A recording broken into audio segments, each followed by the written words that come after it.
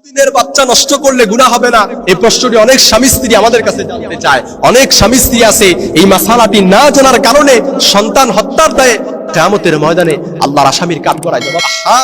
অনেক স্বামী স্ত্রী আছে সন্তান খাবে কি, এই সন্তান পড়বে কি, এই রিজিকের টেনশনে, এই রিজিকের ভয়ে বাচ্চা যখন গর্ভে আসে তাদের অনাকাঙ্ক্ষিত, তারা বাচ্চা নিতে চায় না, কিন্তু অনিচ্ছাবশত বাচ্চা পেটে চলে এসেছে, যার কারণে তারা এই বাচ্চাকে নষ্ট করে ফেলে, ভ্রূণ হত্যা করে এই বাচ্চাকে গর্ভপাত করে বাচ্চাকে নষ্ট করে ফেলে। যার কারণে মনে রাখবেন, ইসলামী শরিয়া আইন নিয়ম বহির্ভূত উপায়ে যদি আপনি এই বাচ্চাকে নষ্ট করেন, তাহলে কিয়ামতের ময়দানে সন্তান হত্যার দায়ে আল্লাহর আসামির কাঠগড়ায় আপনাকে দাঁড়াতে হবে। এবং ওই সন্তান, যে সন্তানকে আপনি রিজিকের টেনশনে আপনি গর্ভপাত করেছিলেন, নষ্ট করে ফেলেছিলেন, তাকে রূহ দেয়া হবে কিয়ামতের ময়দানে। সে আপনার বিরুদ্ধে সাক্ষী দিবে এবং আপনাকে জাহান্নামে নেওয়ার জন্য সন্তানই যথেষ্ট হয়, যাকে আপনি রিজিকের টেনশনে আপনি ভ্রূণ হত্যা করেছিলেন, গর্ভপাত করেছিলেন। যে সন্তান এখন যদি চলে আসে, আহা, স্বামী স্ত্রীর লাইফটা কেমন হয়ে যাবে।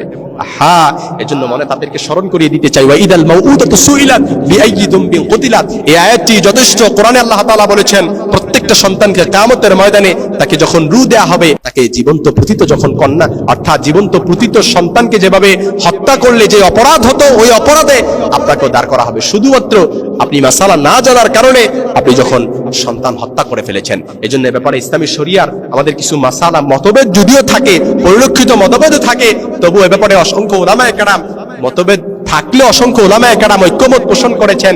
এবারে আমি আপনাদের সামনে কয়েকটি মতভেদ অর্থাৎ মতামত পেশ করতে চাই।